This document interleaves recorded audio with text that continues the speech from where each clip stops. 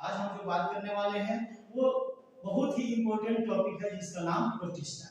तो आज हम लोग जो है वो प्रोटिस्टा के जो कैरेक्टरिस्टिक्स हैं उसके बारे में जानेंगे कि उसके जो हमारे कैरेक्टरिस्टिक्स होंगे वो कैसे होंगे और कितने तरह से उसको हम लोग देख सकते हैं। तो चलिए हम लोग शुरू करते हैं।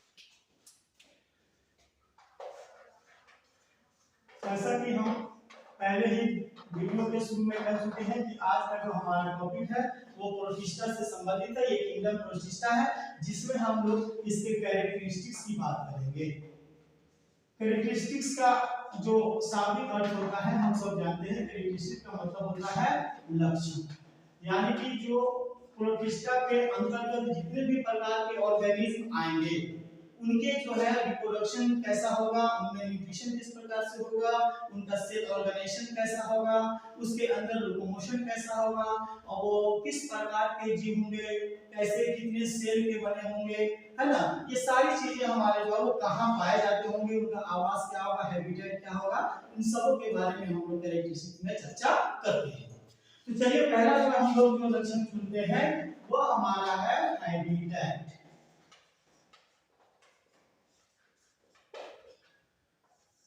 तो हैबिटेट हमारा जो है इस प्रोटिस्टा का कैसा होगा।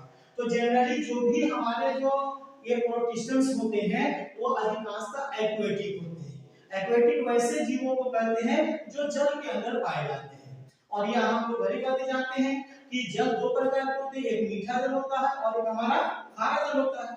खारा जल यानी कि समुद्री जल होता है, मीठा जल यानी कि जो हमारे नदी तालाब जो पोखर होते हैं इनके जो है ना हमारे जल होते हैं, पानी होते हैं। तो हैबिटेट में हम ये एक्वेटिक होते हैं। एक्वेटिक का मतलब होता है जल। अब एक्वेटिक में क्या होते हैं, अधिकतर ये मैरीन होते हैं यानी समुद्री होते हैं, कुछ हमारे फ्रेश वाटर भी होते हैं यानी कि ये क्या पाए जाएंगे, स्वच्छ जल में भी पाए जाते हैं, ठीक है। और जो है साथ ही साथ ये हमारे कुछ जो है पैरासाइटिक भी होते हैं, परजीवी के रूप में भी पाए जाएंगे, कुछ हमारा सैप्रोफाइटिक भी होते हैं यानी कि ये हमारे जो है डेड डिकेइंग मैटर पर, सड़े गले चीजों पर जो है वो क्या करते हैं, निर्भर करते हैं। तो इस तरीके से हम देखते हैं कि यह जो इसका आवास होता है वह हमारा जलीय भी हो सकते हैं, जल में भी हो सकते हैं, परजीवी के रूप में भी हो सकते हैं, है ना, या फिर जो है सड़े गले चीजों पर या डेड डिकेइंग मैटर से अपना जो है हम लोग जीवन निर्वाह करते हैं, उधर पाए जाते हैं। दूसरा हम लोग अगर सेल ऑर्गेनाइजेशन की बात करें तो सेल ऑर्गेनाइजेशन में जनरली हम लोग ये देखते हैं कि जो प्रोटिस्टा है वो हमारा पहला क्या है, तो पहले पॉइंट्स में हम देख सकते हैं कि सेलुलर ऑर्गेनाइजेशन में ये हमारा क्या होता है, यूनिसेलुलर होता है। यूनिसेलुलर का मतलब होता है जो एक ही सेल का बना होता है, सिंगल सेल जो है ऑर्गेनिक होते हैं उसको हम क्या कहते हैं, यूनिसेलुलर कहते हैं। इसका मतलब समझ गए होंगे, हिंदी में इसको एक कोशिकीय कहते हैं, एक ही कोशिका का बना हुआ जीव है, ठीक है। दूसरा हम लोग यहाँ पे देखते हैं इसके बारे में कि ये हमारा क्या होता है, यूकैरियोटिक होता है। ये सेल कैसा होता है हमारा, यूकैरियोटिक। आपने इसके पहले मैं कुछ वीडियो में हमने आपको मोनस के बारे में बताया था कि मोनस क्या होता है, प्रोकैरियोटिक। यहाँ पर हमारा इसका सेल क्या होगा, यूकैरियोटिक। यूकैरियोटिक उस तरह की कोशिका को कहते हैं जिसके अंदर के जितने भी सेल ऑर्गेनिल्स होते हैं वो मेम्ब्रेन बाउंडेड स्ट्रक्चर, यानी झिल्ली से घिरा हुआ अगर कोशिका अंग है तो वैसे कोशिका को हम लोग क्या कहते हैं, यूकैरियोटिक। अर्थात जो प्रोटिस्टा का हमारा जो कोशिका होगा उसके जितने भी सेल ऑर्गेनिल्स जो होंगे, जैसे माइटोकॉन्ड्रिया हो सकते हैं, राइबोसोम हो सकते हैं, क्लोरोप्लास्ट हो सकते हैं, है ना, केंद्रक हो सकता है, ये सारे के सारे क्या होंगे, झिल्ली से घिरे हुए होंगे। इसलिए इस तरह के सेल को क्या कहते हैं हम लोग, यूकैरियोटिक कहते हैं, ठीक है। तीसरा है इसका राइबोसोम कैसा।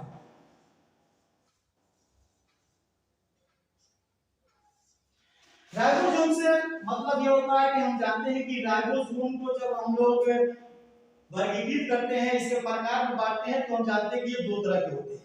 पहला जो राइबोसोम को कैटेगराइज किया गया है वो 70s में और दूसरों को किसमें, 80s में। तो जो प्रोटिस्टा हमारा होगा इसका जो राइबोसोम है वो हमारा कितना का होगा, 80s का होगा।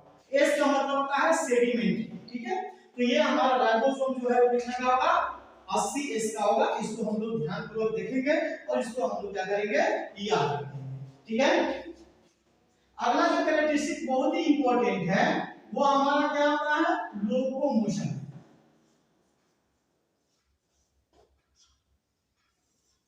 लोकोमोशन का मतलब होता है चलन, कि आखिर इस तरह के जो जीव हैं, जो एक कोशिकीय जीव हैं, ये जो है चलन कैसे करते हैं, एक जगह से दूसरी जगह जो है अपने स्थान को परिवर्तन कैसे करते हैं। तो इसके लिए बताया गया कि जो प्रोटिस्टा के अंतर्गत आने वाले जितने भी प्रोटिस्ट हैं, उसके जो आने वाले सदस्य हैं, जो ऑर्गेनिज्म हैं, जीव हैं, वो कई तरीके से जो है चलन का काम करते हैं, लोकोमोशन करते हैं। पहला इसमें तरीका हो सकता है, कुछ जीवों में यह स्यूडोपोडिया के द्वारा चलन करते हैं। हम यहाँ पे सीडोपोडिया देखेंगे। कुछ ऑर्गेनिज्म के अंदर हम लोग सीलिया का भी इस्तेमाल होते देखेंगे लोकोमोशन के लिए। कुछ जो ऑर्गेनिज्म हमारे हैं उसमें हम लोग फ्लैजिला का भी इस्तेमाल देखेंगे, ठीक है। इस तरीके से कई प्रकार के जो हमारा लोकोमोटिव ऑर्गन्स जो है इसके अंदर पाया जाता है, ठीक है, जिसका इस्तेमाल ये क्या करते हैं, इस चलन के लिए करते हैं, ठीक है ना। एक और हमारा चौथा हो सकता है, इसको हम लोग कहते हैं म्यूसिलेज प्रोपल्सन। ये भी हमारा जो है लोकोमोशन का एक क्या है, तरीका है, जिससे यह जीव क्या करता है, एक जगह से दूसरी जगह अपना आने और जाने का या स्थान परिवर्तन करने का काम करता है। अब सबसे इंपॉर्टेंट चीज और भी है कि इसके अंदर जो है वह न्यूट्रिशन कैसा होता है, इसके अंदर रिप्रोडक्शन कैसा होता है, इसके अंदर रेस्पिरेशन कैसा होगा। तो आगे हम लोग ये चीज जो है हमारा जो पॉइंट होगा वो होगा इससे संबंधित न्यूट्रिशन से संबंधित। न्यूट्रिशन को हिंदी में हम लोग पोषण कहते हैं, यानी कि ये अपना भोजन, इस तरह के जो जीव हैं जो प्रोटिस्टा के अंतर्गत आने वाले हैं, वो अपना भोजन किस प्रकार से ग्रहण करते होंगे, कैसे ग्रहण करते होंगे, किस माध्यम से ग्रहण करते होंगे, अर्थात कि यह स्वपोषी है या परपोषी, ऑटोट्रॉफिक है या हेटेरोट्रॉफिक है। तो हम यहाँ पर देखेंगे कि न्यूट्रिशन जो है इसके अंदर दोनों माध्यमों से, दोनों तरीके से होता है, दोनों प्रोसेस होता है।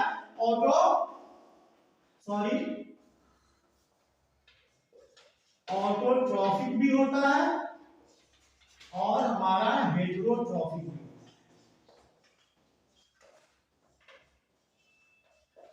ठीक है। हेटेरोट्रॉफिक में कई प्रकार से हो सकते हैं हमारा। पहला सैप्रोफाइटिक हो सकता है,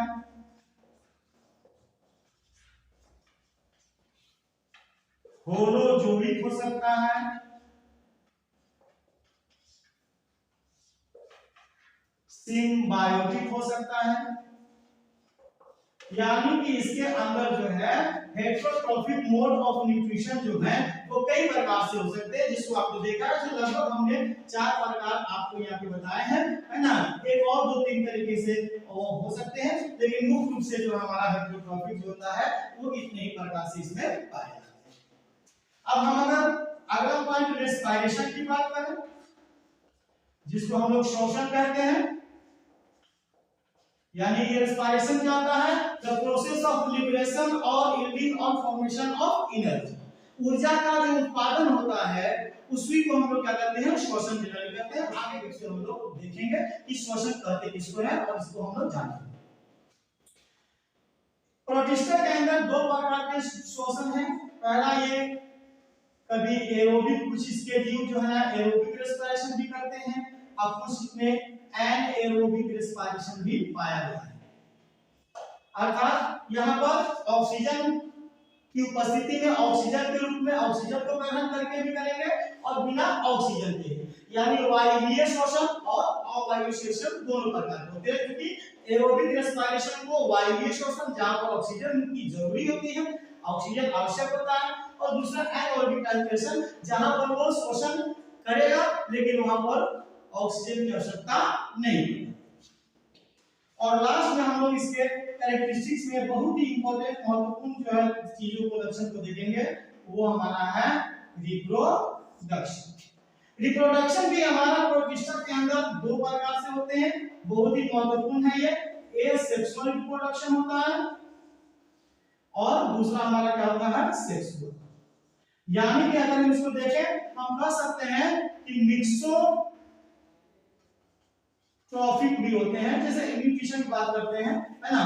तो न्यूट्रिशन में जो है ना ये दोनों को एक साथ अगर हम लोग मिला लें तो हम लोग क्या कहते हैं इसको मिक्सोट्रॉफिक मोड ऑफ न्यूट्रिशन। ठीक है, तो आज के वीडियो में इतना ही। निश्चित रूप से आप लोगों का बहुत बहुत धन्यवाद। जय हिंद।